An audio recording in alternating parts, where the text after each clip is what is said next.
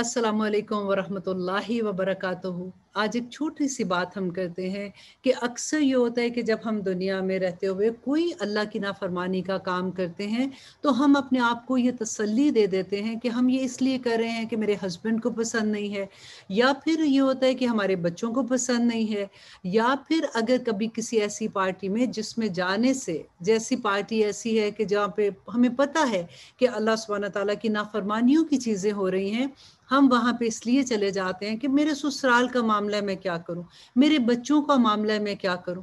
तो हम हमेशा, हमारे पास कोई ना कोई एक बहाना होता है।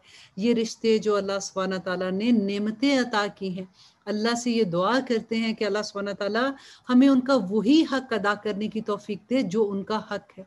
हम अल्लाह के हक उन रिश्तों को ना दे दें, क्योंकि अल्लाह सुब्हाना ताला ने इन रिश्तों के बारे में सूरत आबसा में कहा कि यौम यफिरुल मरउ मिन अखी, कि उस दिन आदमी जो है वो अपने भाई से भागेगा, वह उम्मिही व अबी, वो अपने बाप से और अपनी माँ से भागेगा, वह साहिबतिही व बनी, और अपनी बीवी से और अपनी औलाद से भागेगा।